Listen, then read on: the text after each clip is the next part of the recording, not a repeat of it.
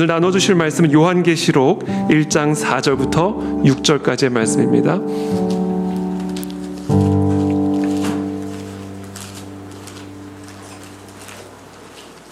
요한계시록 1장 4절부터 6절까지 저와 여러분들이 한 절씩 교독하겠습니다. 저부터 읽겠습니다. 이는 가만히 들어온 사람 몇이 있음이라. 그들은 옛적부터 이 판결을 받기로 미리 기록된 자니 경건하지 아니하여 우리 하나님의 은혜를 도리어 방탕한 것으로 바꾸고 홀로 하나이신 주제 곧 우리 주 예수 그리스도를 부인하는 자니라. 죄송합니다. 제가 유다서를 자, 이게 참 음식의 힘입니다. 음식의 힘. 죄송합니다. 네, 요한계시록 1장 4절부터 6절까지 다시 한번 교독하겠습니다. 요한은 아시아에 있는 7교회에 편지하노니 이제도 계시고 전에도 계셨고 장차 오시리와 그의 보좌 앞에 있는 7 영과 또 충성함의 증인으로 죽은 자들 가운데서 부활하시고 땅에 있는 데에 올려주신 예수 그리스도를 말미암아 우리가 당당히 너희에게 이르기를 원하노라. 우리를 사랑하사 우리의 불로 우리 죄에서 우리를 구하시고. 네, 함께 읽겠습니다. 그의 아버지 하나님을 위하여 우리를 나라와 제사장으로 삼으신 그에게 영광과 능력이 세세토록 있기를 원하노라. 아멘. 교회된 우리의 부르심은 나라와 제사장입니다 라는 주제를 가지고 우리 준우가 선교사님 말씀 전해주시겠습니다. 다시 한번 박수로 환영해 주시기 바랍니다.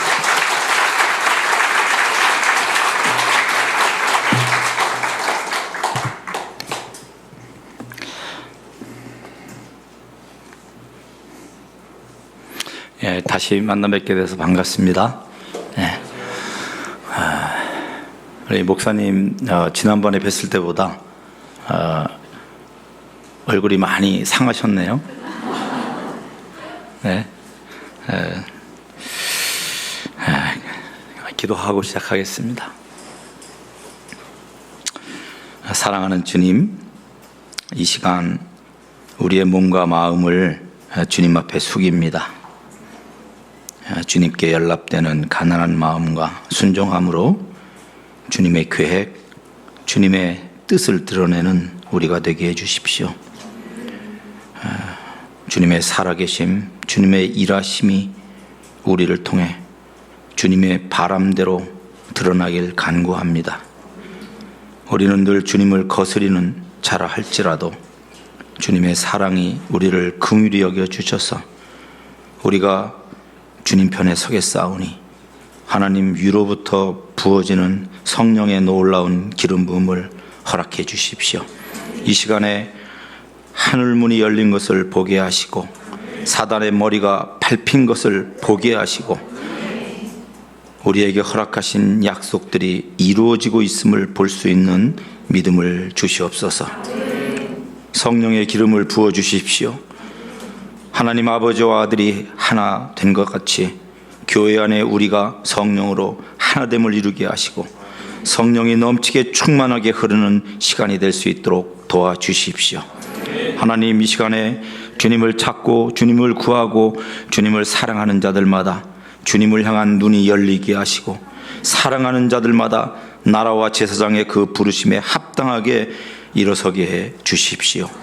감사합니다. 주님, 무익한 종입니다. 주님이 말씀하셔서 그 말씀을 대언할 수 있도록 하나님 새롭게 해 주십시오. 이곳의 문설주 임방마다 예수의 피를 뿌려주시고 참으로 우리 심령의 문설주와 임방에도 예수의 피가 차오르게 해주십시오. 예수님 이름으로 기도합니다. 아멘. 우리 목사님만 금식 중인가요? 아니면 다 같이 하시나요?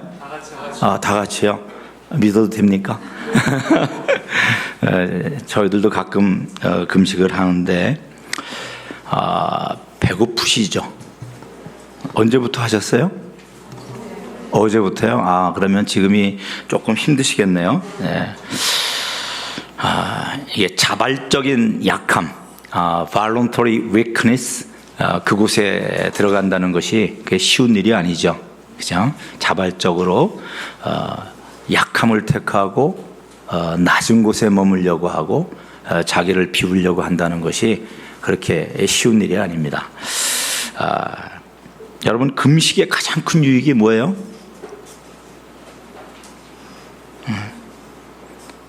살이 빠지죠. 네, 기운이 없어져요. 그리고 움직이기가 힘들어집니다. 그러니까 말도 자꾸 하고 싶지가 않아요. 배고프니까, 힘이 없으니까. 그래서 어떻게 한다?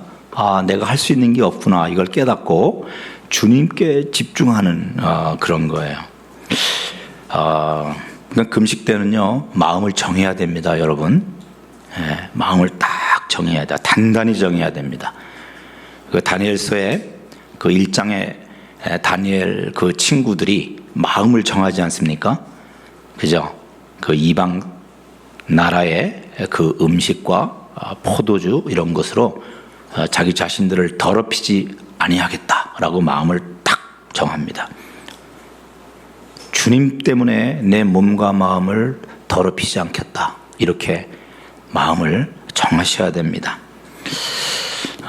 이런 자발적인 약함 가운데 들어가는 것, 왜 이렇게 우리가 하려고 그러죠? 그 이유는 적어도 저는 제 안에 가난한 마음이 쉽게 생기지 않아요. 배고픔이 별로 생기지 않아요. 여러분, 우리 마음이 뚝 떨어질 때가 있는데, 우리 마음이 떨어질 때는 언제냐면요, 주님의 사랑이 확 부어질 때예요. 그 임재를 느낄 때 우리의 마음이 확 낮아집니다. 때로는 주님의 그 날카로운 책망이 이 심령을 두드릴 때, 내 죄가 이게 폭로되고 내 허물이 감추고 싶은 그것이 딱 드러났을 때 이게 뚝 떨어집니다. 그러니까 주님의 임재가 있으면 우리 마음이 이렇게 낮아지게 됩니다. 근데 우리 의지로는, 내 스스로는 마음이 비워지지도 않고 또 낮아지게 할 수도 없습니다. 우리 힘으로는요.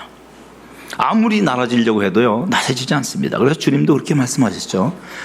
십자가에서 죽기 전에, 돌아가시기 전에, 내가 가는 곳에 너희는 올 수 없다, 이렇게 말씀하셨어요. 제자들은 그 의미를 모르죠. 왜냐하면 주님이 가신 곳이 어디냐면은 낮은 곳이에요. 그러니까 제자들은 낮은 곳으로 자기 힘으로는 갈 수가 없어요.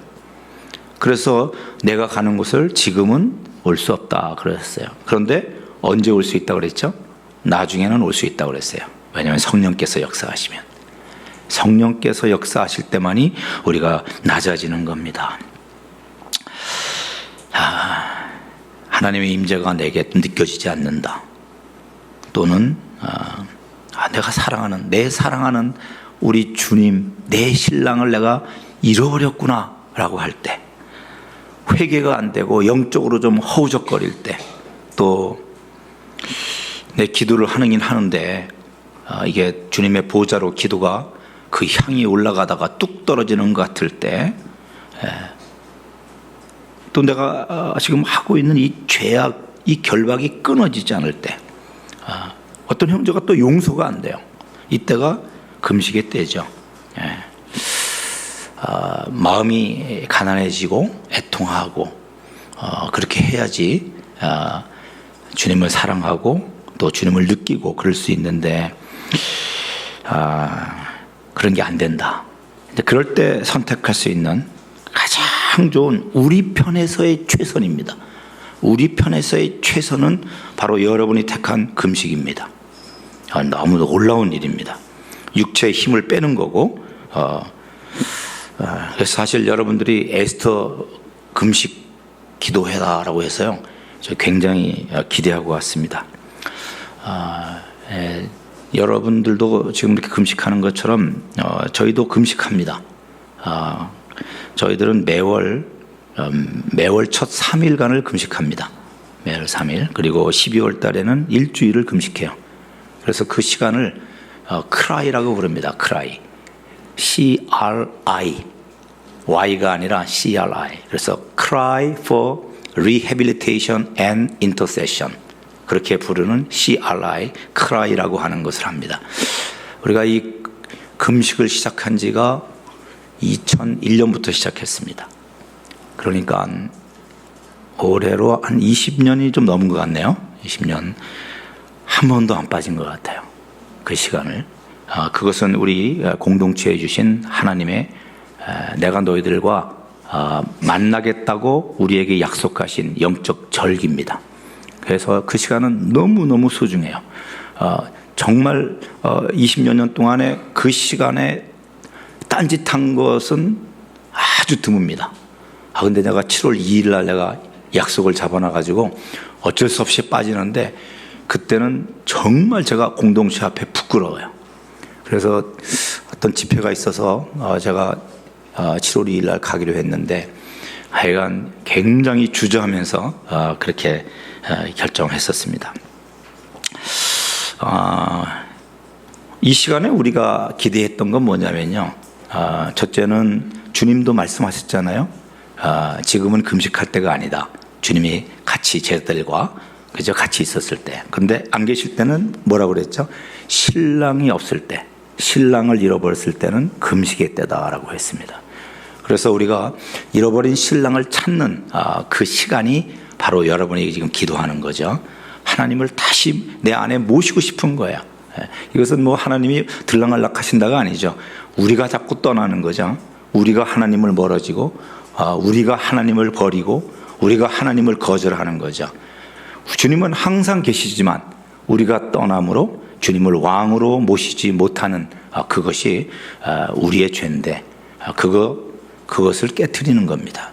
아까 우리 청소년들이 우리 왕이시다라고 하는 찬양, 우리 왕입니다 할 때 큰 감동이 왔어요. 바로 왕으로 그분을 다시 모시는 시간입니다. 이 시간이. 또 하나는 잃어버린 신랑을 되찾는 시간이고 또 하나는 잃어버린 나라와 민족들을 위해 중보하는 시간으로 저희들의 목표는 딱 두 개입니다. 주님 찾고 열방을 놓고 기도하고 그것을 놓고 저희들은 금식하고 있습니다. 어떤 사람들은 정말 물만 먹는 사람도 있고요. 어떤 사람들은 레시피를 해가지고 하는 사람도 있고 어떤 사람들은 뭐 한 끼 금식하는 사람이 있고 3일 동안에 또 어떤 사람들은 뭐 말 금식도 하고요. 인터넷 금식도 하고 또 친구 금식도 하더라고요. 안 만나요, 사람들 그 시간에. 그래서 그 시간에는 우리가 회의도 없고 무슨 행정적인 일도 안 하고 새벽부터 저녁까지 계속 주님 앞에서 집중해서 예배하는 그런 시간을 갖고 있습니다. 여러분들도 이 정해진 시간에 되도록이면은 다른 일을 좀 절제하시고 주님께 집중하는 그런 시간을 가지면 참 좋겠죠. 맨 처음에 우리 금식을 시작했을 때 아주 죽는 줄 알았습니다. 정말 아주 이 3일이 올 때마다 왜 이렇게 한 달이 빨리 오는지 끔찍했습니다. 그래야 금식 시작하고 한 2년쯤 됐을까요? 이튿날인데 저녁에 제가 말씀을 전하려고 그러는데 우리 간사들이 다 죽었어요. 배고파가지고. 그래가지고 나가자. 그리고 다 같이 설렁탕 집에 가서 설렁탕을 먹고 다시 돌아와서 예배하고 말씀 나누고 그런 적도 있습니다. 이 자발적으로 약함 가운데 들어가려는 이 일은 너무 귀한 일입니다. 또 절제하고 주님을 찾는 심령을 하나님께서 귀하게 여기시기 때문에 이 시간은 여러분들에게 아마 최고의 시간이 되지 않겠나 이렇게 생각이 됩니다. 여러분 금식하면 떠오르는 종교가 있죠. 어디죠? 이슬람이죠. 라마단이라고 여러분들은 다 아실 겁니다. 그 사람들은 한 달간 금식을 합니다. 한 달간. 라마단이라는 단어 뜻은요 엄청난 더위라는 뜻이에요. 이슬람력으로 9월 달에 하거든요. 얘네들은 해가 뜨기 전부터 해가 진 후까지 금식을 합니다. 그러니까 뭐 새벽 한 5시 반 뭐 이때부터 정부에서 알려줍니다. 신문에도 나오고 방송에서도 나오고. 그래서 옛날에는 이제 검은실과 흰실이 있어요. 이 검은실과 흰실이 구별이 되면 먹어도 안 되고 마셔도 안 되고 삼켜도 안 됩니다. 예. 지금은 이제 방송으로 하기 때문에 그 두 실을 사용하지는 않지만 시골에서도 지금도 그 두 실을 사용합니다. 그래서 새벽 일찍 음식을 먹어요. 그리고 그 다음부터 물도 안 마시고 음식 빵도 안 먹고 침도 삼키지 않습니다. 그러니까 침이 나오면 라마단 기간에는 길거리에서 침 뱉고 다니는 사람들 종종 있어요. 왜냐하면 이 사람들은 굉장히 외식하는 문화가 때문에 내가 그 라마단 해 이런 얘기예요. 침을 뱉으면서 내가 지금 라마단 하고 있는 사람이야 이렇게. 네. 그리고 저녁이 되면 이제 때로는 이제 식당이 문 닫는 데도 있지만 밤에 문을 여는 데가 있습니다. 그러면 사람들이 그 시간이 되면요 한 10분 전, 20분 전엔 다 앉아 있습니다. 다 앉아서 TV 틀어놓고 땡 하면 일시에 그냥 먹기 시작해요. 예. 그러다가 또 주무시기 전에 또 드십니다. 그 새벽에 먹고 그 하루에 몇 끼 먹어요? 네, 3번 다 먹습니다. 그러니까 쉽게 얘기하면 점심 대신에 밤참 먹는다고 생각하면 돼요. 아침 먹고 저녁 먹고 밤참이 있는데 그걸 점심 대신에 밤참 먹는다고 생각하면 똑같습니다. 네. 여러분 이 이슬람들은 참 자기들이 기도하는 경건한 종족이라고 생각합니다. 대신에 기독교인은 기도하는 사람들이 아니라고 생각합니다. 기독교인이 금식한다? 이 사람들한테는 굉장히 충격적인 일이에요. 그것은 우리 잘못이 많아요. 왜냐하면 선교사들이 기도를 많이 안 해서 그런 것 같아요. 기도하는 모습을 무슬림들에게 자주 안 보여서 그런 것 같아요. 아니면 골방에서 기도해서 그러든지. 여러분 아시죠? 저들은요 같이 있다가도 딱 이 기도하는 시간이 되면 가게에서 물건 팔다가도 문 닫고 가서 절하러 가지 않습니까? 하루에 5번씩 그렇게 합니다. 시아파는 3번을 하고요. 순니파는 5번을 합니다. 그리고 우리 집에 놀러 와서도요. 딱 시간이 되면 잠깐 하고 딱 장소를 보고 양탄자 깔고 거기다 깔고 메카 쪽을 향해서 절을 해요. 그건 우리가 이끌어놓고 한 게 없습니다. 대단하죠? 네. 여러분 공항 같은 데 가보면요. 중동의 공항 같은 데 가보면 그냥 맨바닥에서 그냥 사람들 앉아있는데 거기서 절합니다. 네, 시간이 되면. 근데 우리는 그 사람들은 그 정해진 시간이 있어요. 자기들이 기도하는 정해진 시간이 있단 말이에요. 모든 이슬람 국가가 동일해요. 그 시간이. 물론 시차는 있지만 그 나라에서는 똑같아요. 네. 그러니까 우리는 기독교는 기도로 정해진 시간이 있어요, 없어요? 없어요. 그들이 정말 일치단결하려고 그럴까? 하나 돼 있어요. 그 시간이 되면 모든 걸 다 내려놓고 탁 나와서 이슬람 사원에서 줄을 쫙 맞춰서 뭐 누가 맞추라고 하지 않아도 줄을 딱 맞추고 그들이 라마즈라고 하는데 그 기도하는 법에 따라서 한결같이 딱 합니다. 일어났다 앉았다가 다시 섰다가 앉았다가 그렇게 해요. 그리고 다시 가서 가게 문 열고 그렇게 합니다. 우리는 어떤 정해진 장소, 정해진 시간에 함께 기도하지 않습니다. 그러니까 실상 정해진 기도 시간이 없습니다. 그렇기 때문에 이슬람들은 기독교인이 기도하는 경건한 무리다라고 생각하지 않습니다. 우리가 생각하는 것하고 정반대입니다. 이슬람 지역에서는요, 기독교인이라면 공부 못하고 가난하고 냄새나고 더럽고 범죄가 많은 자들, 이게 기독교에 대한 인상입니다. 또 잘 산다 하면은 유럽을 생각하고 음란하고 패역한 자들이다. 이것이 기독교에 대한 그들의 인식입니다. 우리는 우리 선교사들하고 아침에 항상 약속한 게 뭐냐면은 말씀을 항상 보도록 하거든요. 말씀을 묵상하는 시간을 갖도록 한다. 저녁에 8시부터 9시는 그 황금 시간을 잘라서 주님께 기도한다. 근데 우리 이집트에서 한 자매가 자기 전도하고 있던 그 시골 친구 집에 방학 때 놀러 간 거예요.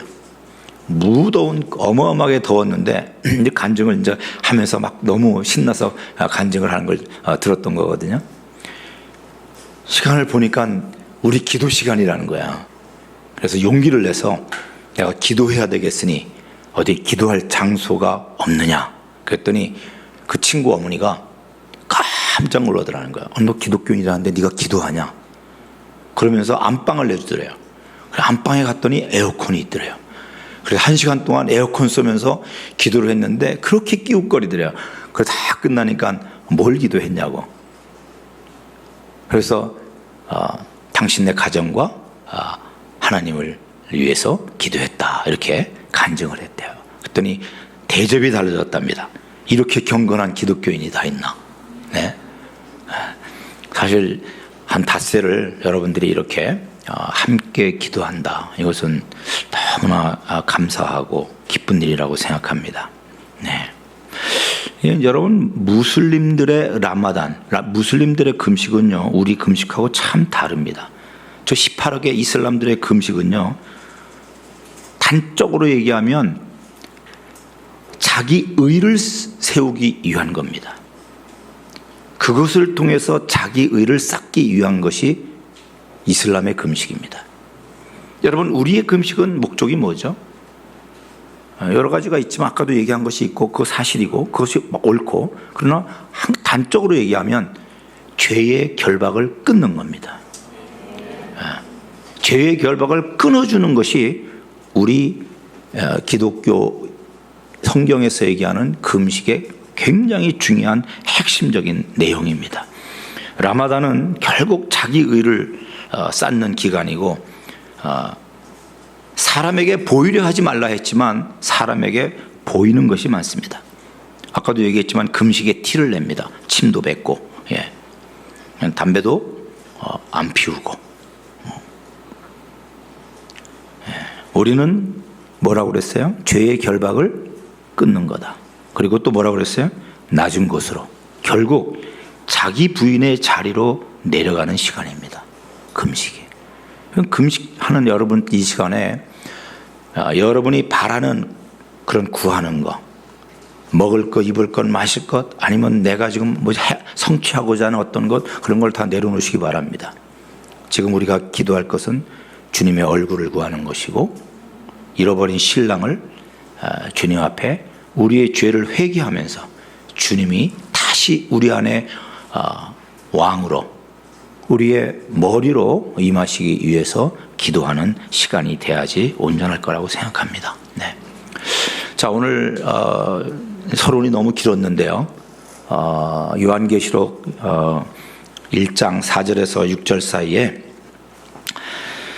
그 말씀을 보면 이제도 계시고 전에도 계시고 장차 오실 이와 누굴 말씀하시는 거죠? 예, 하나님 아버지, 예, 하나님 아버지, 우리 예수님. 예, 예. 여러분 마귀는 흉내내는 자입니다. 흉내낸다라는 것은 무슨 뜻이죠? 속인다는 겁니다. 그래서 마귀는 저는 처음부터 속이는 자다라고 했잖아요. 예, 속이는 자입니다. 그래서 잘 속입니다. 여러분 삼위일체 하나님, 성부 하나님, 성자 예수님, 성령님 이 삼위일체 하나님이잖아요. 쟤네들도 그래서 삼위일체를 합니다. 적삼위일체. 사탄, 적그리스도, 거짓 선지자. 아주 새 쌍이에요. 이게 여러분 우리 주님은 십자가에서 죽으시고 사흘 만에 부활하셨죠. 여러분 이것을 그러니까 하나님과 마귀 이게 비교할 수 없는 비교의 대상이 아니지만 얘네들이 그렇게 하기 때문에 얘기 드리는 겁니다. 하나님 아버지 사탄, 예수님 적그리스도, 성령님 거짓 선지자. 이게 대칭이에요. 얘네들의 생각에. 얘네들이 생각에 그렇다는 거야. 그래서 예수님은 십자가에서 죽고 부활했는데 적그리스도는 어떻게 했냐면요. 계시록 13장에 보면은 그 외 7머리 중에 한 개가 크게 상했죠. 그 사람들이 다 죽을 거라고 생각했는데 살아났어요. 근데 여러분 기억할 게 있습니다. 죽은 게 아닙니다. 그놈은 죽은 척한 거예요. 우리 주는 완전히 죽으셨다가 부활했지만 얘는 죽은 척한 겁니다. 네. 우리 성령님은 거룩하신 영이에요. 근데 이 거짓 선지자는 뭐죠? 양의 탈을 쓰고 권세를 사단에게 받습니다. 속이는 자입니다. 얘네들은 또 되게 흉내를 많이 내요. 막 예루살렘 또 신부 막 이러니까 왕후, 자기가 왕후래요. 그리고 바벨론, 예루살렘의 어떤 대조적으로 상대 개념으로 바벨론을 또 얘기하고, 우리 주님은 이전에도 계시고 지금도 계시고 다시 오실 분이시지만 쟤네들은 뭐라고 써 있습니까? 계시록에 이전에는 있었고 지금은 없고 다시 나타날 자 이렇게 써 있죠. 굉장히 유사합니다. 그러니까 저는 처음부터 속이는 자라. 그러니까 우리가 깨어있지 않으면 속습니다. 아무리 탁월한 자도, 지혜와 슬기가 충만한 자라도 세상의 지혜, 세상의 슬기로는 저들을 감당할 수가 없습니다. 그렇기 때문에 우리는 항상 움직일 때마다 성령님께서 말씀하신 음성을 듣고 분별하고 걸음을 옮겨야 됩니다. 발을 옮길 때 주님이 말씀이 우리의 등불이 돼야 되고 우리 가는 곳에 빛이 돼야지만이 우리가 실수하지 않습니다. 저희들이 선교지에서 일을 할 때 딱 보면요, 할 수 있는 게 있습니다. 내가 건드리면 돼요. 오래 사역하면 길들이 보입니다. 근데 그것이 주님의 길인지 아닌지는 그건 다른 문제예요. 그렇기 때문에 할 수 있는 일, 그거 하면 잘 될 것 같은 일 하고 싶은 마음들이 굉장히 많거든요. 근데 그것을 절제하지 않으면 안 됩니다. 그리고 주님께 묻고 걸음을 옮겨야 돼요. 그렇지 않으면 어떤 일이 생기냐면요, 자기가 할 수 있는 일에 익숙해지면요, 할 수 없는 일을 할 때 아무것도 못합니다. 아무것도 할 수가 없어요. 여러분, 우리는 IS가 이라크와 시리아에서 막 한창 할 때 우리는 다 철수했습니다. 사역팀들이. 남아있는 사역팀 하나도 없었습니다. 왜냐하면 우리가 감당할 수 없었기 때문에. 그러나 그 속에서도 일하는 사람들이 있어요. 이라크 형제인데 이스탄불, 터키 이스탄불에 왔다가 수단에서, 수단 무슬림인데 개종한 형제가 그 길거리에서 항상 복음을 전하다가 바로 이라크 형제 3명이 찾아와서 너 자꾸 아랍 사람들한테 전도하면 가만 안 두겠다 막 경고하고 그랬는데, 한 번은 2명이 찾아왔대요. 그래, 1명이 막 협박하고, 그리고 그 사람들이 간 다음에 같이 왔던 한자가 다시 찾아오더니 네 안에 있는 비밀이 뭐냐, 그리고 복음을 듣고 그가 예수를 믿었어요. 여러분, 그리고 이스탄불에 있다가 어떻게 했는지 아십니까? 그의 고향인 모술로 돌아갔어요. 모술로 전도를 하러, 성경을 갖고요. IS가 한참일 때. 그 모술은 성경의 니누에입니다. 아수르의 수도. 거기서 복음을 전했어요. 근데 이게 SNS가 되니까 그 형제하고, 이스탄불에 있는 그 형제가 또 무함мет인데 그 형제하고 서로 교통을 하면서 돌아오는데 며칠 동안 소식이 없어가지고 우리도 다 긴장하면서 그 형제가 안전하게 돌아올 것을 위해서 기도했었어요. 그리고 이스탄불에 안전하게 성경을 다 배포하고 몇몇 사람을 영접시키고 돌아와서 그 인증샷을 보내왔어요. 돌아왔다고. 여러분, 성령께서 하시지 않으면 우리는 죽음 속에 들어갈 수가 없습니다. 두려워서. 주님이 하시는 것이 무엇인지를 배우고 성령께서 이끄시는 그 길을 따라서 움직이고자 하는 그런 것이 지금부터 우리가 훈련돼야 됩니다. 네. 이제도 계시고 전에도 계시고 장차 오시리와 그 보좌 앞에 7영과, 이건 성령님을 얘기하시죠. 7영. 이사야 11장에 나오나요? 지혜와 지식과 총명, 모략과 재능의 영, 여호와를 경외하는 영, 여호와의 영. 그래서 일곱 영, 일곱 눈의 역사라고 하죠. 여기 지금 그 성령님을 얘기하십니다. 또 충성된 증인으로 죽은 자 가운데서 먼저 나시고 땅의 임금들의 머리가 되신 예수 그리스도로 말미암아. 그러니까 여기 4절 5절에 뭐가 나오냐면은 삼위일체 하나님의 역사가 나옵니다. 그분들로 인하여 은혜와 평강이 너희에게 있기를 원한다라고 지금 반모섬에 있는 노사도 요한이 지금 편지를 쓰는 거죠. 여러분, 세상에 90이 넘은 노사도요, 반모섬에서 얼마나 많이 외롭고 고생을 많이 하겠습니까? 그런데 교회들에게 이것을 전하라고 하고 교회들이 바로 은혜와 평강이 있기를 구합니다. 이것이 하나님의 능력입니다. 내가 잘 되고 있고 내가 안전하고 내가 높은 곳에 앉아 있기 때문에 은혜와 평강을 주는 것이 아니라 고난과 핍박과 궁핍 속에서 이것을 선포하고 이것을 나눌 수 있는 그 믿음이 있어야 되죠. 이것이 하나님의 영이 아니고 어찌 이게 가능하겠습니까? 근데 오늘 제가 여러분들과 나누고자 하는 내용은 바로 이겁니다.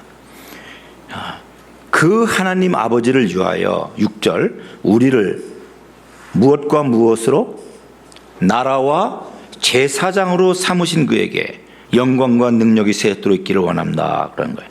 그러니까 사도 요한을 통해서 주님은 다시 한번 우리의 부르심이 뭔지를 알려주고 계세요. 그 부르심이 뭐라고요? 나라와 제사장이다라는 거예요. 나라는 뭘 얘기하겠습니까? 하나님의 나라라는 거예요. 여러분, 우리 한 사람 한 사람이 또 우리가 함께 있는 이 교회가 뭐다? 하나님의 나라다라는 거죠. 하나님의 나라다라고 하기보다도 하나님의 나라가 너희 안에 있다 이 얘기를 하는 거죠. 그 얘기를 하는 거예요. 너희들은 하나님의 나라를 보여주고 나타나고 그 나라의 능력과 아름다움과 신성과 거룩함을 드러낼 존재다. 이것을 언급하고 계신 겁니다. 여러분, 우리는 사도 바울을 통해서 우리 안에 어떤 분이 계신지를 알고 있습니다. 그리스도 예수에 있는 하나님의 영광을 아는 빛을 우리 가운데 넣어주셨죠.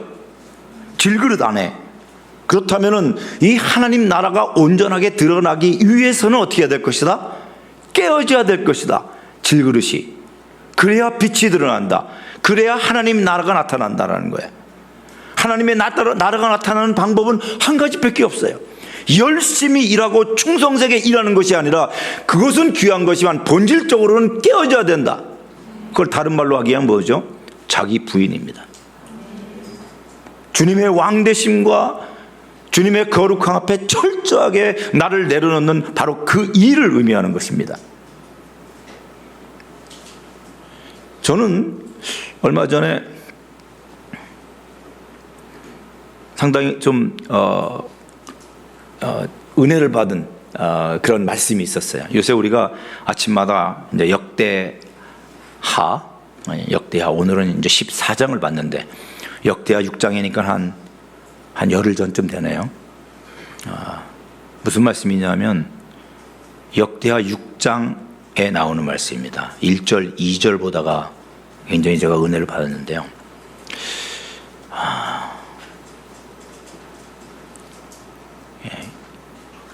솔로몬이 아버지 다윗이 준비하신 모든 그 준비 재료를 가지고 그리고 두로 왕이 보낸 그 후람의 도움을 받아서 성전을 건축했죠. 그리고 성전을 이제 법궤를 옮겨놓고 다른 성전의 기구들을 다 제자리에 놨습니다. 그리고 솔로몬이 성전을 향하여 보면서 기도를 하는 장면입니다. 기도를 하고 그 다음에는 백성들을 바라보고 백성들을 축복하고 그 다음에는 솔로몬이 하나님께 기도하는 장면이 역대하 6장에 나오거든요. 근데 그 1절, 2절 한번 여러분 한번 성경 펴보시겠어요? 역대하 6장 1절, 2절 같이 한번 읽어봅시다. 시작. 그때 솔로몬이 이르되 여호와께서 캄캄한 데에 계시겠다 말씀하셨사오나 내가 주를 위하여 거하실 성전을 건축하였사오니 주께서 영원히 거하실 처소로소이다. 네, 제 눈에 갑자기 들어왔던 이 단어는 캄캄한 데 계시겠다였습니다. 캄캄한 데 계시겠다. 캄캄한 데 계시겠다는 하나님이 솔로몬이 성전을 만들고 이제 영원히 주님께서 계실 처소입니다 라고 주님께 아뢰는 장면이에요. 캄캄한 데 계시겠다, 이걸 영어로 보면 A thick cloud of darkness예요. 어둠의 빽빽한 구름 속에, 어둠의 빽빽한 구름 속에 계시겠다는 하나님. 어디가, 무엇이 떠오르죠? 시내산이 떠오르죠. 시내산 정상에서 그 깜깜하고 빽빽한 그 검은 구름 속에 뇌성과 천둥도 울리고, 그래서 백성들은 감히 두려워서 올라가다 멈춰버렸어요. 근데 그곳에 우리 주님이 계시는 거야. 저는 이런 말씀이 있었나? 정말 이번에 갑자기 들어왔어요. 아니, 우리 주님은 빛이신데, 빛과 어둠은 같이 할 수 없는데, 동이 서에서 먼 것처럼 빛과 어둠은 서로 같이 공존할 수 없는데, 어떻게 그 영광의 빛이신 그분이 어떻게 어둠 속에 계시겠다고 하시지? 왜 그렇죠? 무엇 때문에 그렇죠? 우리 때문에 그렇죠. 그 어둠이 걷어지면 우리가 죽으니까, 그 영광의 빛 앞에, 그 영광 앞에 우리가 살아날 자가 없어요, 죄인들은요. 근데 그 하나님께서 이제는 어디로 들어가시겠다고 하냐면은 성전의 지성소로 들어가시겠다는 거예요. 그 전에 성막에 계셨죠. 여러분, 성막을 한번 생각해 보십시오. 여러분, 시내산은 넓기라도 하죠. 이건 뭐 얼마 되지도 않는 조그만 골방 아닙니까? 지붕은 네 겹으로 되고 완전히 빛은 차단되고 1년 내내 어둠 가운데 있는 곳입니다. 공기도 탁하고 창문도 없고, 그곳을 들어가는 사람도 1년에 딱 한 번입니다. 거기에 법궤가 있고 법궤 위에 속죄소라는 곳에 두 그룹 사이에서 주님께서 말씀하시겠다는 거예요. 그곳에서 계시겠다는 거예요. 우리 주님 너무 불편하시겠다, 이 생각이 들었어요. 이 주님이 기뻐서 들어가는 곳인가, 이것이? 근데 주님은 기꺼이 그곳으로 들어가시는 거예요. 그러다가 지금 어디 계시지? 아니, 내 안에 계시잖아. 아니, 내 안에? 이렇게 음란하고 부정하고 죄투성인 내 안에, 아니, 주님이 도대체 이게 무슨 은혜인가? 아니, 나같이 이렇게 목이 곧고 뻣뻣하고 완악한 심령을 가진 자에게, 아니, 주님이 어떻게 들어와서 이 안에 계시지? 제가 정말 이걸 묵상하면서요, 울었습니다. 우리를 나라로 부르시기 위해서, 우리를 나라로 세우시기 위해서, 우리를 통해서 그 나라를 보여주시기 위해서 그 과정을 생각하면 얼마나 낮추셨는지.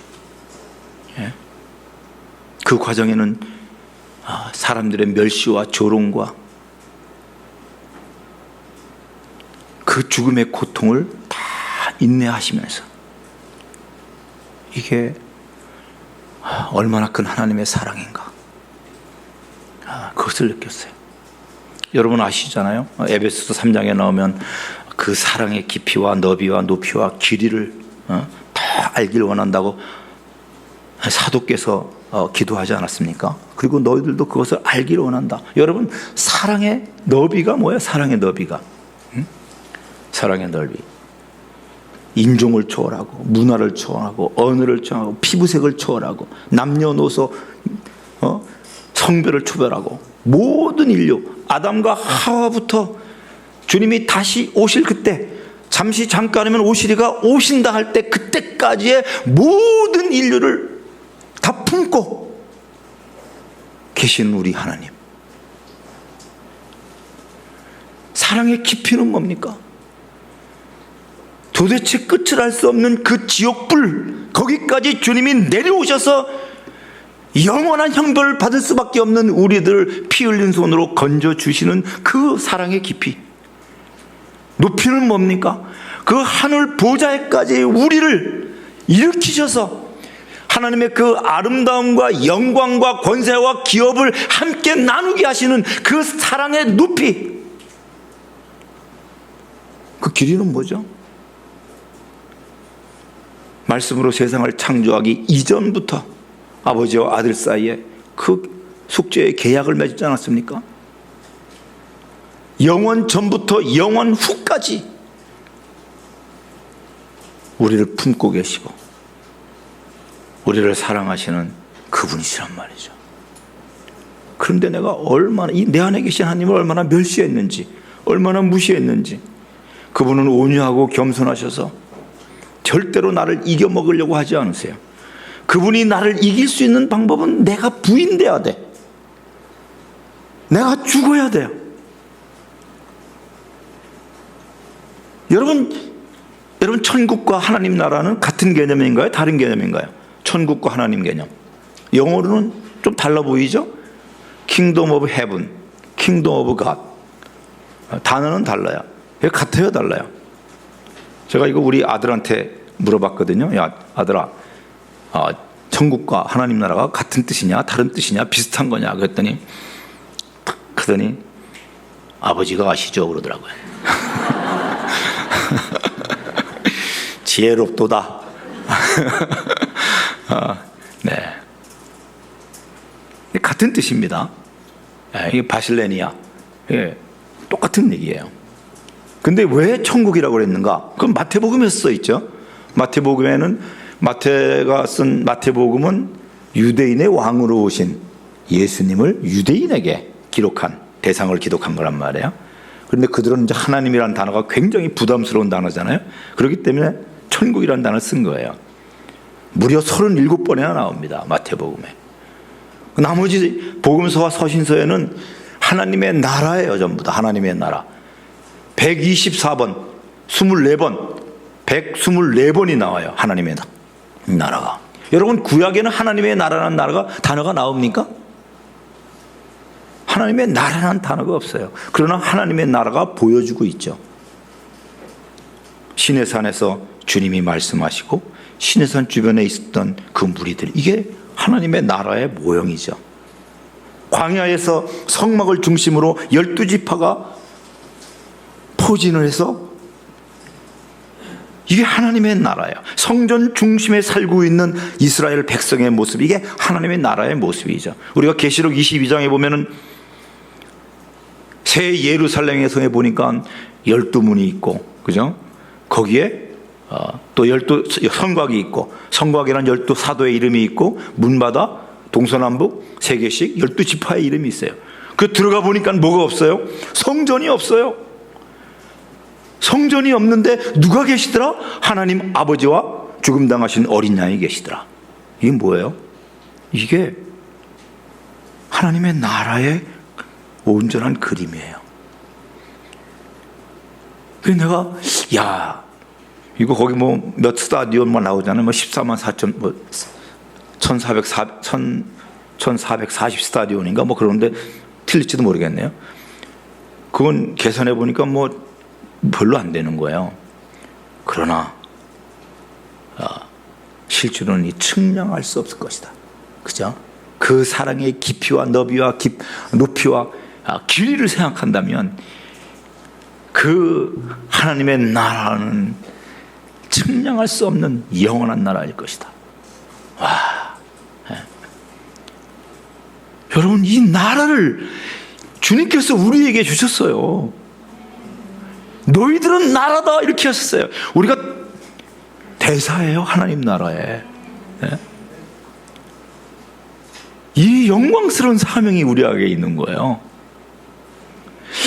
사도 바울은 뭐라고 그랬습니까? 빌립보에서 자기는 껴있다 그랬어요. 껴있다. 자기는 둘 사이에 껴있다. 하늘과 땅 사이에 껴있다는 거예요. 세상과 하나님 나라의 하에 껴있다는 거예요. 아버지 집 하게. 그 사도 바울이 원했던 게 뭐죠? 사도 바울이 원했던 것은 나는 이 땅을 떠나서 우리 주님과 함께 사는 것이다. 그것이 그를 가장 사모하는 일이었습니다. 그러니까 빨리 죽고 싶다 이 얘기입니다. 빨리 죽고 싶다. 빨리 죽고 우리 예수님과 같이 그 정원 손 붙잡고 거닐며 그 믿음의 비밀들을 같이 좀 공유하고 싶고 그 사랑을 받고 싶다 이 얘기 아닙니까? 그런데 그 나라를 마음대로 못 가죠. 주님이 부르시아 가는 나라입니다. 그 나라는 절대로 그냥 혼자 갈 수가 없습니다. 부르시아 가는 나라예요. 근데 바울은 그 나라를 그렇게 사모했어요. 물론 다메섹에서 그 예수 그리스도의 영광을 보았죠. 그 충격을 받았습니다. 그리고 고린도 후서인가요? 고린도 전서인가? 고린도 전서 12장에 그게 나오죠. 셋째 하늘. 그 셋째 하늘에서 기가 막힌 하나님의 음성을 들었다고 고백합니다. 그 나라의 아름다움을 본 것이 아마 하나님 나라를 더 사모하게 되는 어떤 동기부여 그런 건 됐을지 모르겠는데 어쨌든 사도 바울은 그 하나님 나라를 너무너무 사모했어요. 그래서 뭘 했습니까? 여러분, 하나님 나라는 누가 갈 수 있어요? 오직 그리스도의 의를 갖고 갈 수 있죠.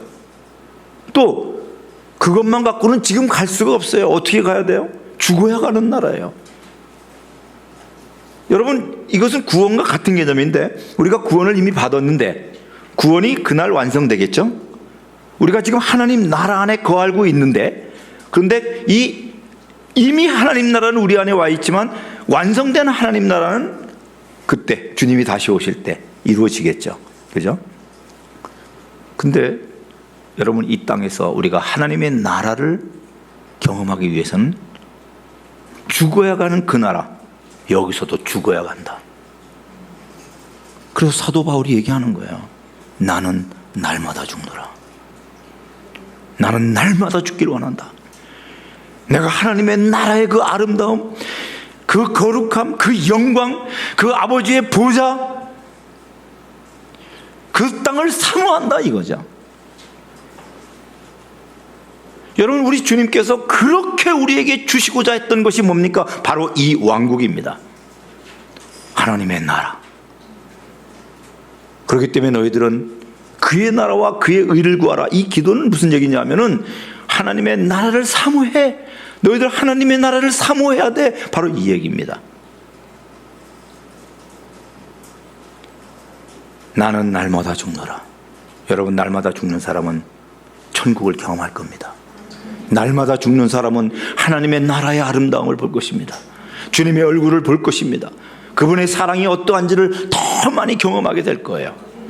점점 우리 그리스도 예수를 닮아가실 겁니다.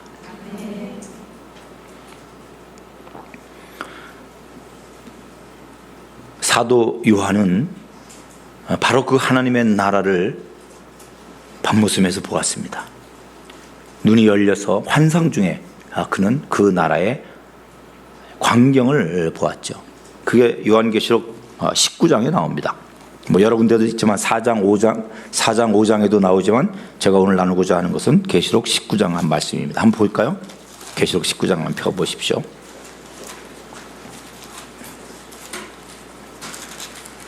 계시록 19장은 이렇게 시작됩니다.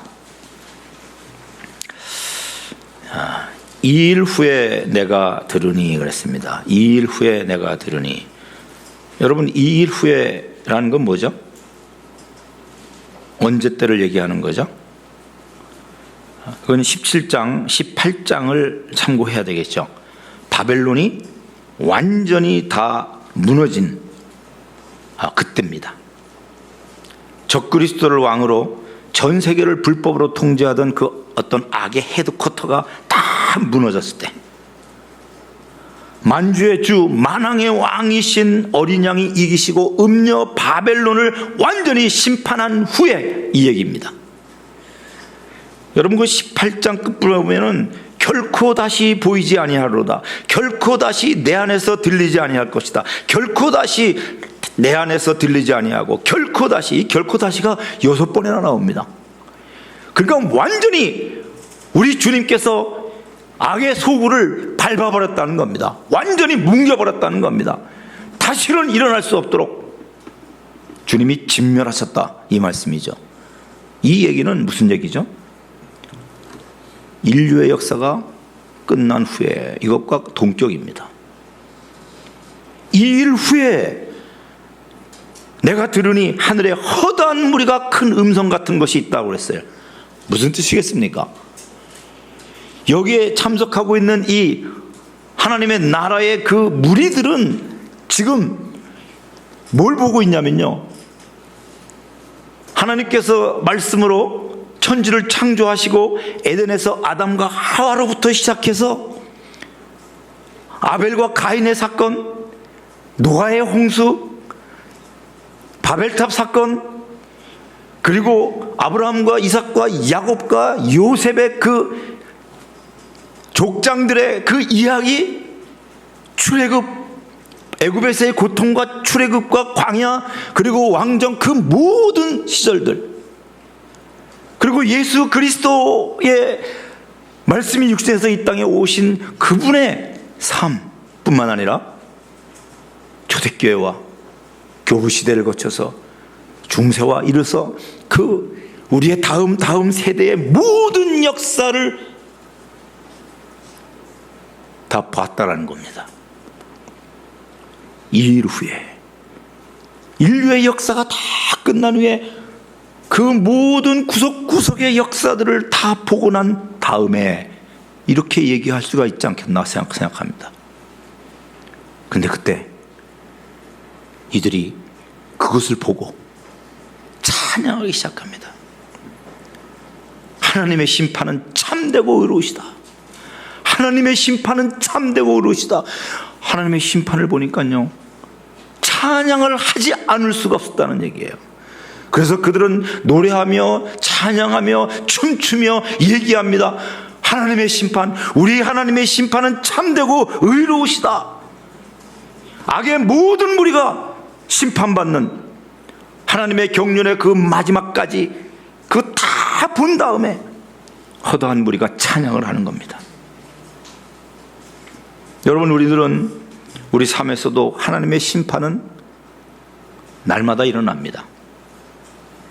심판이라고 얘기하지만 책망하는 거, 책망받는 거, 또 징계받는 거, 뭐 여러 가지가 있겠죠. 네. 우리 주님은 항상 막대기를 갖고 다니자고 그랬지 않습니까? 막대기. 지팡이는 뭐죠? 원수들을 물리치는 거고, 막대기는 양의 엉덩이를 때리는 거예요. 잘못된 길로 가면 엉덩이 때려가지고 일로 가고 절로 가고, 그래서 똑바로 가게 하는 거예요. 야, 가만히 생각하면요, 우리 인생은요 비행기 타고 가는 것 같아요. 비행기 타고. 여러분, 비행기가, 모든 비행기는 다 같은 길로 가는 비행기가 하나도 없어요. 다 우로 갔다가 좌로 갔다가 우로 갔다가 좌로 갔다가. 근데 목적지가 다 도달해. 이게 하나님의 은혜예요. 이게 그 속에서 우리 주님의 그 보이지 않는 손이 보이지 않습니까? 우리 인생이 그렇게 가죠. 이렇게 갔다가 저렇게 갔다. 근데 주님이 툭툭툭 건드려서 목적지에 도달하게 하시는 우리 주님이세요. 네. 여러분, 우리가 참 그래요. 야, 왜 이런 일이 생기나? 주님이 나를 미워하시나? 주님이 나를 잃어버리셨나? 아니, 주님이 나를 왜 저주하시나? 왜 이런 일이 생기나? 뭐 이런 거 있잖아요. 그죠? 내가 선교지에 있을 때 우리 큰아들이 한돌 반 됐을 때 갔습니다. 둘째가 태어났어요. 2년 있다가. 근데 애가 장폐색이 왔어요. 그래가지고 죽는 줄 알았어요. 근데 놀랍게도 여러분 이거 거짓말 같은데 수술장에서 수술하려고 마지막으로 청진하는데 그때 장이 뚫렸어요. 그래가지고 수술하려다가 그냥 들고 나왔어요. 그리고 나중에 알고 보니까 뭐 이 거대 결장에 문제가 있어가지고 장을 몇 미터 잘라내고 심장 수술하고 얹챙이 수술하고 어깨가 이렇게 삐뚤어져서 어깨 이렇게 좀 피는 것도 좀 했지만 여전히 좀 핸디캡은 남아있죠. 그러기도 하고 아들만 그렇게 아파가지고 4번의 큰 수술을 4번을 했습니다. 메이저 오퍼레이션을. 그때마다 너무 부끄러웠어요. 나는요.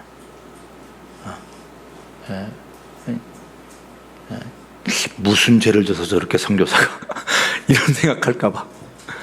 거기다가 내가 안질이 생겼고 그 콜드 인저리가 있어가지고요. 그 동네가 이게 바람이 차가지고 눈이 막 쑤시는 거야. 거기다가 천식 생기죠. 그러니까 기도 편지에 그냥 뭐가 잘 되고 뭐 하는 것보다는 그냥 맨날 아픈 얘기. 그러니까 편지 쓰기가 민망한 그런 때였습니다. 야, 도대체 이게 뭔가? 아니 좀 선교사로 보냈으면 좀 건강하고 뭐 위기도 없고 좀 잘 돼야 되는데 너무 어려운 일이 많이 생긴 거야. 네. 참. 근데 결국은 알게 됐죠. 하나님이 나를 고치시는 과정이다. 하나님의 사랑이다. 그것은 재앙이 아니었다. 그것은 미래요, 희망이요, 평강이었다. 왜냐하면 주님을 찾고 구하고 주님을 바라면 귀했다는 거예요. 주님이 나를 다루는. 얼마나 감사한 일인지 몰라요. 지금은 제가 결단코 잊어버릴 수 없는 명제가 있습니다. 하나님의 마음에는 나를 사랑하는 마음 외에 다른 어떠한 것도 없다. 하나님의 마음에는 나를 사랑하는 마음뿐이다라는 거예요. 사고가 생기든 뭐가 생기든 뭐 어떻게 되든 간에 하나님이 나를 사랑하셔 하시는 일이라는 거예요. 근데 얼마나 많은 사람이 오해를 합니까? 근데 그날에는 다 알게 돼요. 어떠한 경우에도 어떠한 오해했던 사람도 오해가 다 풀려요. 이야, 정말 그랬구나. 하나님이 나를 원수로부터 보호한 거였구나. 그것이 그렇게 하지 않았으면 내가 망하는 거였구나. 나를 깨끗게 하고 나를 씻기고 나를 정결케 하기 위한 것이었구나. 나를 전쟁에 능한 자로 세우기 위한 것이었구나. 주님의 사랑이었구나. 주님의 심판은 참되고 의로우시구나. 찬양할 수밖에 없다라는 거예요. 찬양할 수밖에. 그리고 또 19장에 보면 또 찬양해요. 6절에 보면 뭐죠? 하나님의 통치. 우리 하나님 곧 전능하신 이가 통치하시는도다. 이 하나님의 통치를 놓고 찬양을 해요. 여러분, 세상의 통치자들은 어떻습니까? 우리가 경험해 봤지 않습니까? 지난 5년 동안에.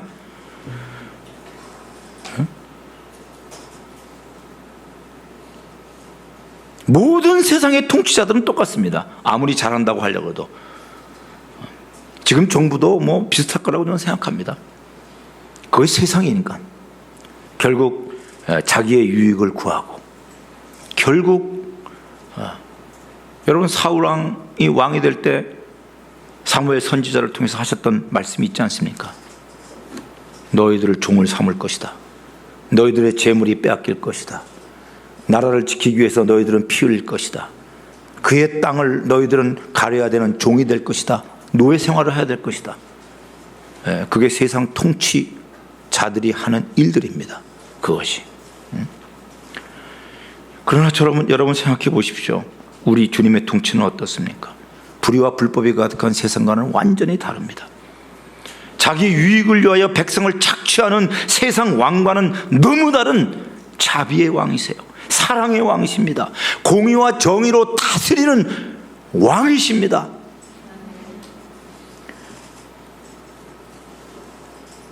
자기 백성들이 죄로 인하여 형벌을 받게 될 것을 알기 때문에 십자가에서 스스로 그 죄를 대가를 치르신 어린 양 예수 그리스도, 그분이 우리의 통치자세요. 그분이 우리를 위해 자신을 제물로 내주신 바로 그런 사랑의 목자십니다. 화평의 왕이십니다. 고아와 나부그네와 과부를 사랑하시는, 잃어버린 자들, 병든 자들, 가난한 자를 돌보시는 그런 분이십니다. 그 사랑의 깊이와 너비와 높이와 길이를 측량할 수 없어요. 우리는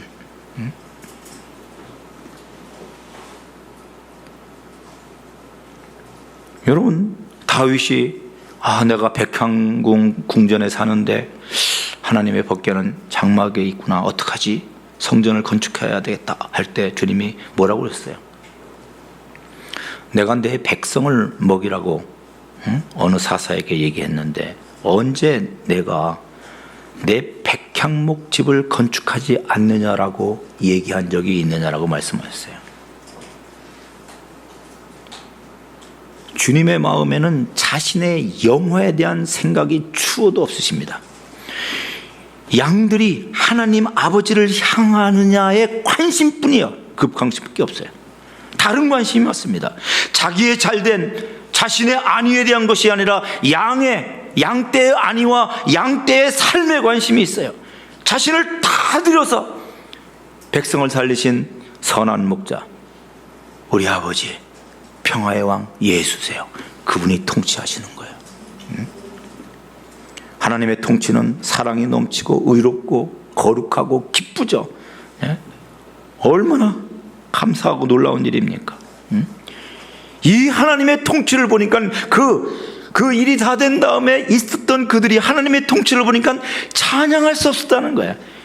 그래서 찬양하는 거예요. 야, 다 같이 찬양 시작 이렇게 한 게 아니라 찬양하지 않으면 견딜 수 없는 그 기쁨과 감격이 터져 나오는 거예요. 이 하나님의 나라의 아름다움. 우리도 그날에 이 완전한 하나님의 나라의 아름다움에 우리는 취하게 될 거라고 생각합니다. 세 번째 또 찬양하는 장면이 나오죠. 그것은 뭐죠? 어린 양의 혼인잔치를 앞두고서 하는 것입니다.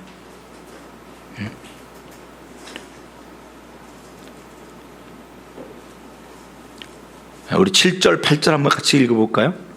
계시록 19장 7절 8절 시작. 우리가 즐거워하고 크게 기뻐하며 그에게 영광을 돌리세. 어린 양의 혼인기약이 이르렀고 그의 아내가 자신을 준비하였으므로 그에게 빛나고 깨끗한 세마포 옷을 입도록 허락하셨으니 이 세마포 옷은 성도들의 옳은 행실이로다 하더라. 우리는 지금 이 신부 수업 중에 있죠. 선한 행실을 준비하는 과정에 있습니다. 온전한 신부로서 부끄럽지 않은 예복을 준비하는 그런 시간이에요. 여러분, 어린 양의 혼인잔치를 준비하는 그때에 거기에 참석했던 사람들이 다 놀라는 거예요. 왜냐하면 우리 예수님은 어떤 분이셨죠? 이렇게 잘생긴 얼굴이 아니었다라는 거죠. 흠모할 것이 없는, 누가 보면은 참 거친 뿌리와 같은 그런 분이셨다고 그랬잖아요. 존경할 만한, 해 보일 만한 외모가 없는 분이셨다라고 얘기하는 거예요. 근데 그날 보니까 뭐다? 눈이 부셔서 바라볼 수 없을 정도로 우리 신랑이 그렇게 아름답고 영광스러운 분이라는 것을 그때 알게 될 겁니다. 그분은 어린 양으로 오셨지만 그분은 사자였구나. 그 권세와 능력과 전능하신 분이 자기를 낮추셔서 어디까지 낮추셨는지 우리가 그걸 볼 때에 그 아름다움 앞에 우리는 너무 충격을 받을 겁니다. 또 충격받는 사람이 있죠. 뭐 보고 충격받았겠습니까? 우리 자신을 보고 충격받죠. 아니, 내가 이런 사람이었어? 화장을 안 했는데도 너무 예쁜 거예요. 아니, 이렇게 이쁠 수가 있나? 이렇게 아름다울 수가 있나? 흠도 점도 없네. 네? 그 신랑과 신부의 아름다움에 그 어린 양의 혼인잔치를 하면서 그냥 너무 감격하는 거죠. 그 선한 행실. 참. 이 하나님의 나라의 모습 안에는 의와 평강과 희락이 가득하다는 거예요. 여기에. 네? 이 하나님의 나라. 그러니 뭐예요? 오직 그분, 오직 우리를 위하여 먼저 죽으신 그분을 찬양할 수밖에 없는, 그곳에 찬양만이 가득한 그런 곳이라고 얘기하는 겁니다. 예. 우리가 이것을 안다면 우리는 이 나라를 사모할 겁니다. 나라로서의 우리 부르심이 얼마나 영광스러운 부르심인지 우리는 깨닫게 될 것입니다.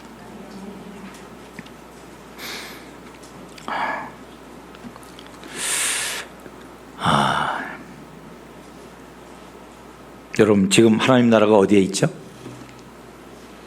여기 있다 저기 있다가 아니라 우리 안에, 교회 안에 있죠.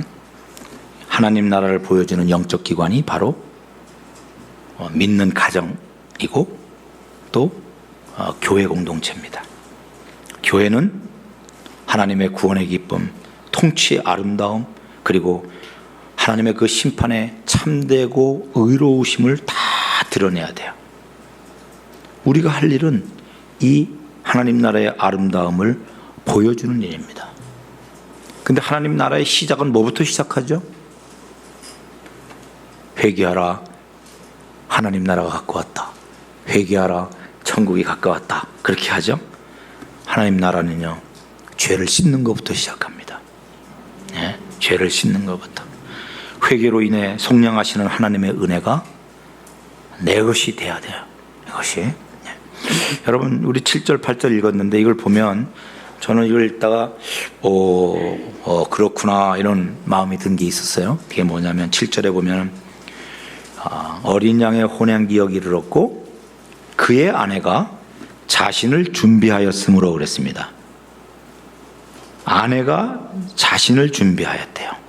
그랬더니 8절에 그에게 빛나고 깨끗한 세마포 옷을 입도록 허락하셨다. 이 세마포 옷은 성도들의 옳은 행실이다. 이렇게 써 있습니다. 준비를 하고 허락하세요. 아내가 자신을 준비했더니 그에게 깨끗한 세마포 옷을 입도록 허락하셨다. 준비했더니 허락하셨다. 잔치를 누가 준비했다? 신부들이, 그리스도의 신부들이, 우리가 준비했어요. 교회가. 그죠? 그랬더니 허락하셨다. 누가? 신랑 대신 우리 주님께서. 그 얘기인 거예요. 잔치하는데 신부가 준비하는 게 있고 신랑이 허락하시는 것이 있다라는 거죠. 우리가 겸비하여 돌이켜 주님을 구하고 죄에서 떠나 회개하면 신랑 대신 주님이 우리를 변화시키신다는 얘기예요. 네. 그러니까 실상 신부가 준비하는 회개와 순종의 삶도 사실은 하나님이 이끌어 주셔야 할 수 있는 겁니다. 하나님이 다 하시지만 우리 몫이 있어요. 우리가 준비해야 될 게. 그게 뭐다? 회개와 순종하는 거다. 네. 그러니까 뭐 우리 가만하고 있으면 다 되는 게 아니라 우리는 항상 움직이면 빗나가는 자들이에요. 그렇기 때문에. 그래서 주님이 뭘 보내셨죠? 성령을 보내신 거죠. 여러분, 우리는 보는 눈이 없어요. 들을 귀가 없어요. 깨닫는 마음이 없어요. 주님이 말씀으로 세상을 창조하셨는데 그 말씀하시는 하나님, 그 말씀을 들어도 듣지 못했어요. 시내산에서 하나님이 말씀을 돌판에 써서 우리에게 허락하셨어요. 근데 그 쓰여진 말씀을 보고도 우리는 보지 못했어요. 주님이 말씀이 육신이 돼서 이제는 우리의 모습으로 오셔서 우리 가운데 거하셨는데 우리에게는 깨닫는 마음이 없었어요. 그래, 그가 누군지 몰랐단 말이에요. 그런데 놀랍게도 오순절날 주님이 오셨어요. 영으로 오셨어요. 그분이 우리 안에 오셔서 이제는 보는 눈, 들을 귀, 깨닫는 마음을 주셔서 이제는 우리는 들을 수 있고 볼 수 있고 그리고 혼잡한 가운데서도 주님의 것이 무엇인지를 분별할 수 있는 그러한 능력을 주님께서 허락해 주셨어요. 그렇기 때문에 우리가 구해야 될 것이 있는 거죠. 뭐죠? 성령의 충만함입니다. 엑수시아, 우리 안에 내주하신 그분이 우리를 이끌어 가시는 두나미스의 권능으로 나타날 때까지 우리는 기다리고 기다려야 돼요. 지난번에도 말씀드린 것 같지만 교회는 두 종류의 교회가 있습니다. 크로노스를 채우려고 하는 교회가 있어요. 크로노스를 채우려고 그래요. 스스로 일을 만들어서 하려고 그래요. 하나님 나라를 위하여. 그러나 하나님의 뜻과 멀 수가 있습니다. 그러나 진정 주님께서 기뻐하시는 건 뭐죠? 카이로스를 기다리는 교회입니다. 주님의 때에 주님의 뜻이 무엇인지를 알고 순종하는 거예요. 그때 그 하나님의 나라의 역사들은 온전하게 나타난다라는 것을 우리가 알 수 있는 거죠.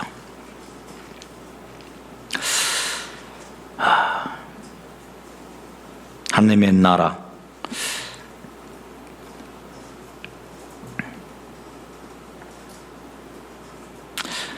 마태복음 13장에 보면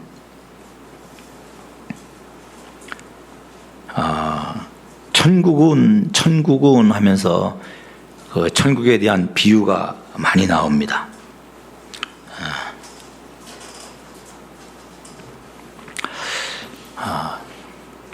천국이 어떠한 속성을 갖고 있는지를 보여주고 있는 거죠. 여러분, 마태복음 13장 한번 더 봅시다. 제가 미리 좀 말씀을 해서 찾았으면 좋았을 텐데 죄송합니다. 마태복음 13장 찾아가면서 하는 것도 좋아요, 그죠? 네, 13장 31절 32절. 천국은 그랬습니다. 마치 사람이 자기 밭에 갖다 심은 겨자씨 하나 같다.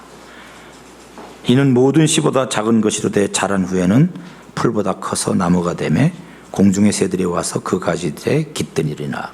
여러분 보십시오. 천국은요 겨자씨 하나 같대요.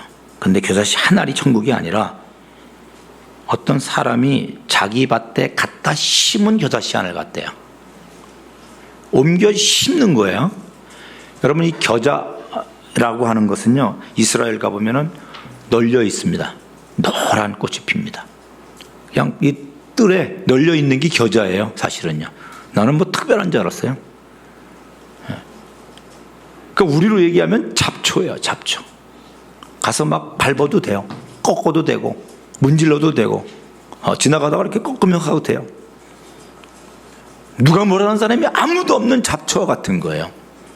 근데 그 겨자씨를요, 겨자씨 하나를 어떤 사람이 자기 밭에 심었대요. 이게 무슨 뜻이죠? 주인이 생겼어요. 주인이 생긴 거예요.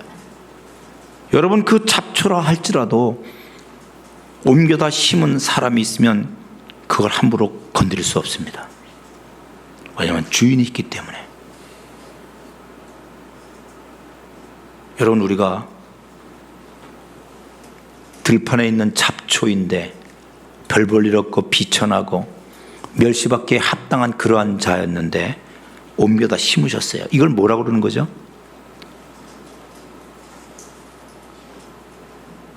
내 소유, 거룩한 백성으로 주님의 소유된 백성이 된 거예요. 세큘라, 히브리어로 세큘라예요. 보석이라는 얘기입니다. 항상 자기 몸에 지니고 다니는 보석과 같다라는 의미입니다. 이것이 보석, 세큘라. 이걸 뭐라고 그럴까요? 여러분, 이 성경 말씀을 가지고 많은 사람들은 천국은 확장되는 것이고 재상산되는 것이다라고 얘기하지만 사실 이 내용에 먼저 주님께서 깊게 다루고 있는 것은 은혜예요. 은혜라는 거예요. 하나님, 하나님의 나라는 은혜예요. 우리가 회개하고 순종하는 것도 하나님이 계속해서 우리를 견인하시고 보여주시고 또 보여주시고 알려주셔서 회개케 하시는 거죠. 그게 뭐죠? 그래서 이 안에 옮겨질 때 이 말할 수 없는 은혜가 우리 안에 임하는 거예요. 근데 그 은혜는 또한 그 하나님 나라는 잘한다는 거예요. 이게 천국 대신에 교회라고 얘기해도 돼요. 교회는, 천국을 보여주는 교회는 은혜로다, 잘한다, 이거예요. 네. 또 뒤에 보면은, 그 뒷부분에 보면은 좋은 씨 뿌리는 비유가 나오죠. 근데 거기 보면은 뭐가 나오냐면 가라지가 나옵니다. 가라지가. 가라지를 누군가 심어놨어요. 원수가 그랬구나. 원수가. 지금 뭐죠? 하나님의 나라를 보여주는 교회는 항상 전쟁 가운데 있다는 걸 기억해야 됩니다. 원수가 항상 노리고 있다. 여러분, 예수님이 광야에서 금식하고 시험을 받으셨어요. 그러나 어떻게 했죠? 마귀가 잠시 물러갔다고 그랬어요. 마귀는 수시로 우리를 시험합니다. 한 번 이겼다고 그것이 끝난 것이 아닙니다. 그는 끝까지 우리를 속이려고 하고 죽기를 무서워 마귀의 종로로 타는 자기의 종으로 끌어가려고 그래요. 그러나 우리는 주님이 우리를 보호하고 계시고 또 우리는 분별하고 있어 그를 물질 수 있는 힘이 우리에게 있죠. 내가 세상을 이겼다라고 하셨던 것은 우리도 세상을 이길 수 있다라는 걸 얘기하는 거예요. 그 안에 있을 때. 어쨌든 교회는 뭐다? 전쟁 중에 있다. 우리가 영적 전쟁 가운데 있는 것을 기억해야 됩니다. 하루하루가 전쟁입니다. 깨어 있어야 됩니다. 교회는. 그렇기 때문에 깨어 있어야 하나님의 나라를 보여줄 수가 있습니다. 그 다음에 44절에 보면 천국은 밭에 감추인 부와 같다 그랬습니다. 그래서 어떻게 한다? 사람이 자기 소유를 다 팔아서 그 밭을 산다는 거예요. 여러분, 어느 집에 가다가 돌밭인데 거기에 우연히 보물을 발견했어요. 여러분 어떻게 하시겠습니까? 응? 잘못 봤나 하고 그냥 가시겠어요? 이건 모든 걸 다 투자하는 거죠. 거기 그거 사야죠, 그죠? 아니 그거 사면 대박인데 사야죠. 다 팔아서 사는 겁니다. 옆에 있는 사람이 그거는 뭐하냐 말려도 소용이 없어요. 그걸 사지 않으면 안 돼요. 본 사람은요. 그 보이지 않는 하나님의 영광을 본 사람은 견딜 수가 없어요. 못 견뎌요. 그걸 얻지 않으면 못 견디는 겁니다.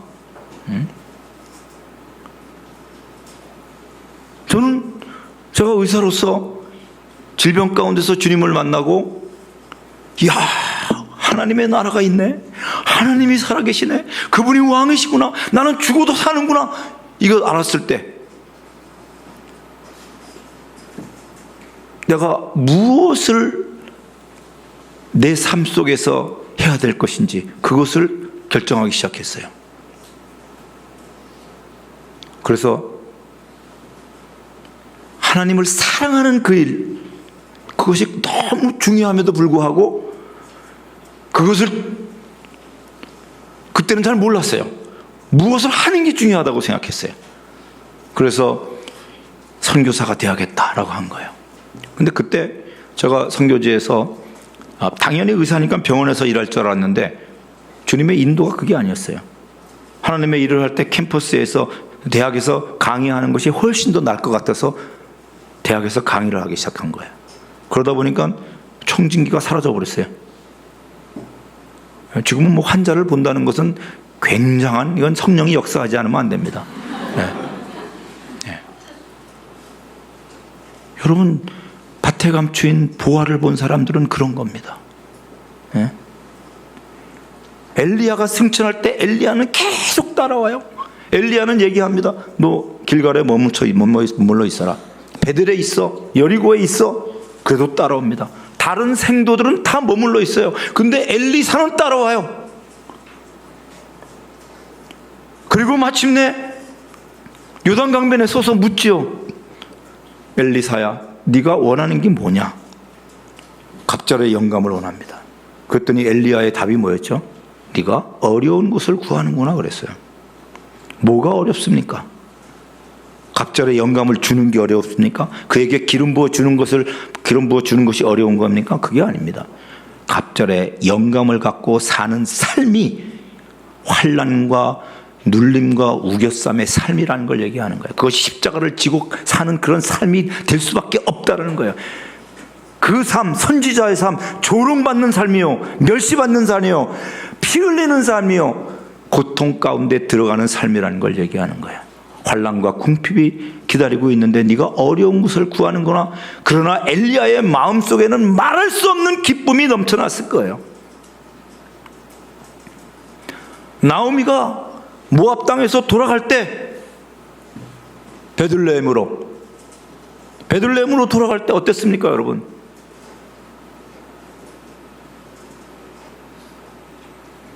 룻과 오르바가 따라왔어요. 너희들 돌아가라고 합니다. 똑같이 3번 돌아가라고 얘기하고 있습니다. 너희들 가면 정말 거지처럼 산다. 나는 아무것도 없다. 너 평생 과부로 산다. 그래도 따라오지 않았습니까? 그죠? 아마 3번째 또 얘기했어요. 돌아가라고. 아마 그때 성경에는 안 나왔지만 그 얘기했을 거예요. 너희들 가면은 내 고향 베들레헴에서는 너희들을 짐승 취급한다. 지옥불의 불쏘시개처럼 개 취급을 당할 것이다. 사람 취급을 못 받을 것이다. 이방인이기 때문에 돌아가라. 그런데 오르바는 돌아갔고 룻은 따라가요. 왜 따라갔죠?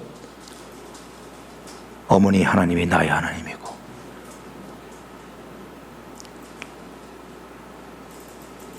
나오미 안에 있는 보이지 않는 하나님의 영광을 보았던 겁니다. 엘리사 안에 있는 보이지 않는 하나님의 영광을 본 겁니다. 그래서 머물러 있으라고 얘기해도 따라 나오는 거예요.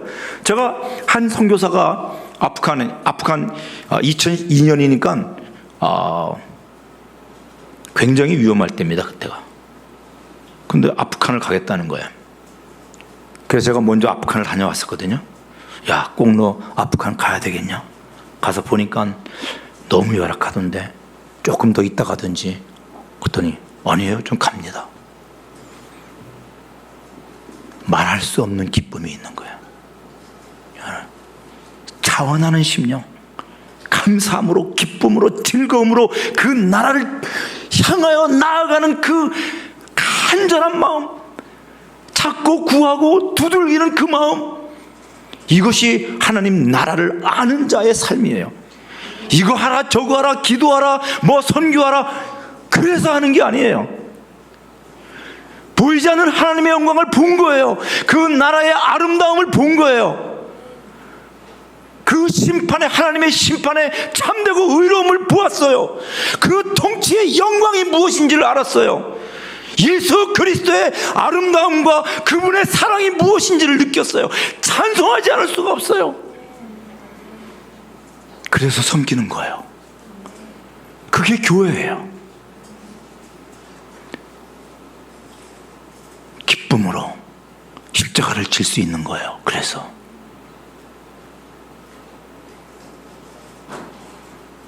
교회는 그 뒤에 나오는 것처럼 이제 끝날 시간이 됐는데요. 항상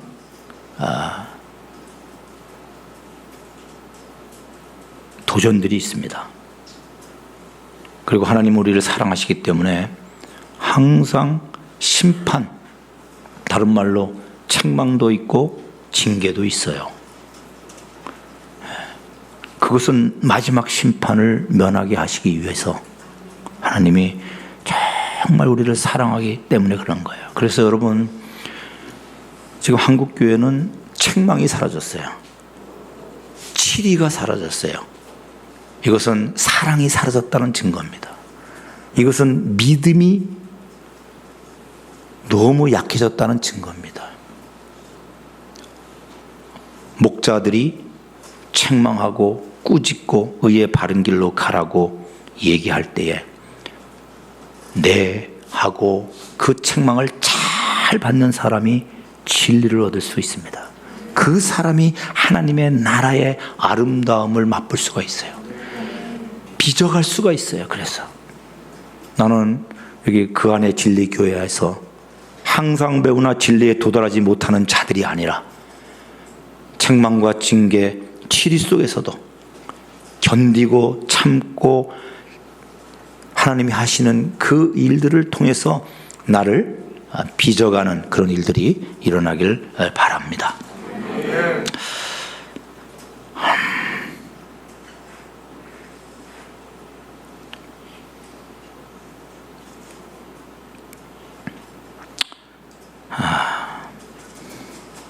여러분, 하나님의 임재, 하나님의 임재가 임하면 어떻게 되나요? 솔로몬 성전에 그 구름이 가득했고, 그때 주님을 찬양하고 또 노래하고 했던 모든 사람들, 그리고 무엇보다도 성전에 봉사했던 제사장들이 그 빽빽한 영광의 구름 속에서 그들은 해야 될 일을 하지 못했다고 그랬습니다. 여러분, 하나님의 임재의 모습은요, 그 결과는요, 못하는 거예요. 첫째는 찬양이었고, 둘째는 자기 부인이에요. 자기 부인.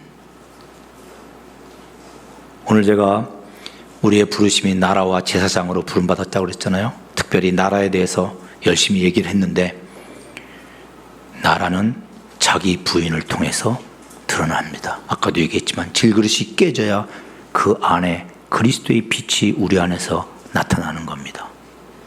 아시겠죠, 여러분? 여러분, 제사장은 뭐죠? 제사장은 죄를 씻어주는 사람이에요. 죄를 씻겨주는 능력은 누구한테 있어요? 우리 주님께 있어요. 우리가 죄를 씻겨줄 수 없어요. 우리는 죄인을 주님께로 인도하는 그 일을 통해서 하나님께서 그를 씻겨주도록 우리가 매개체가 되는 거죠. 여러분, 우리는 왕같은 제사장이라고 그랬습니다. 많은 사람들은 나라에 대한 의식이 없어요. 제사장은 잘 알아요. 제사장은 우리의 부르심에 대해서. 이 부르심, 이 제사장의 이 부르심은 어떤 사람이 그것을 할 수 있을 것 같아요? 그는 나라가 된 사람이 그 제사장 역할을 할 수 있는 거예요. 나라로서 자기를 부인하여 주님을 드러낼 수 있는 본이 되는 사람이 제사장 역할을 할 때 자기 십자가를 지고 그를 위하여 종의 마음으로 섬길 때 그가 주님을 향하여 나올 수가 있어요. 그래서 저는 나라와 제사장 이렇게 얘기할 때 자기 부인을 통해서 나라가 드러나고 십자가를 짐으로 제사장의 역할을 바르게 할 수 있다. 주님은 항상 그렇게 말씀하셨죠. 자기를 부인하고 자기 십자가를 지고 나를 따르라. 그것이 뭘 얘기하는 거냐면 우리가 나라와 제사장으로의 부르심을 주님께서 말씀하고 계신 것이다 라는 거예요. 응? 여러분, 기도하셔야 되겠죠? 기도하셔야 됩니다. 여러분, 항상 기도하는 사람들이 있어요. 그 사람들은요, 오직 한 가지 이름만 갖고 있어요. 주님의 이름 하나만 가진 사람들은 항상 기도합니다. 어떤 사람들은 기도하지 않아요. 왜냐하면 주님의 이름 말고도 부를 이름이 많은 사람들, 그런 사람들은 기도하지 않습니다. 의지하는 게 많기 때문이죠. 어떤 사람은 기도가 힘들다고 해요. 자기 뜻대로 기도하고 자기 원하는 대로 끝맺으라고 하는 사람들은요, 기도하는 게 힘들어요. 그러나 주님의 뜻을 구하고 주님께 순종하는 사람은 기도가 즐겁습니다. 왠지 그런지 아시죠? 그런 자에게는 주님께서 성령을 한량없이 부어주세요. 어떤 사람들은 기도하다가 대충 기도하다가 그냥 끝내버려요. 왜 그런지 아십니까? 구별되고 싶은 절박한 마음이 없어요. 그런 사람, 기도하다가 멈추는 사람은 자선책이 있어요. 기도하다 안 되면 이거 하면 되지. 어떤 사람은 기도가 재미없다고 생각해요. 당연히 주님과 교제하는 것보다 더 재미있는 것이 많이 있고 주님보다 더 원하는 것을 품고 있기 때문에 기도가 재미가 없는 겁니다. 여러분, 주님 안에서 성령이 일하시는 것은요, 정말 재밌고 놀랍고 개그 콘서트 이런 것보다 훨씬 더 재미있어요. 사실은요, 그 성령의 역사를 인도하심이나 그 하시는 일은요, 너무너무 놀라운 일이 많습니다. 여러분, 우리가 하나님의 나라로서의 부르심, 또 제사장의 부르심이 있는데, 하나님 나라에서는 다 옳다 해도요, 기도하지 않으면 다 틀린 거예요.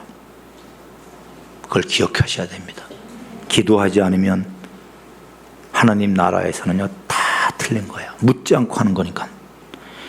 절대 다수가 옳다고 막 떼창을 부르고 우기고 막무가내로 한다 하더라도 거룩하지 않으면 그것은 그 나라는 하나님 나라가 아닙니다.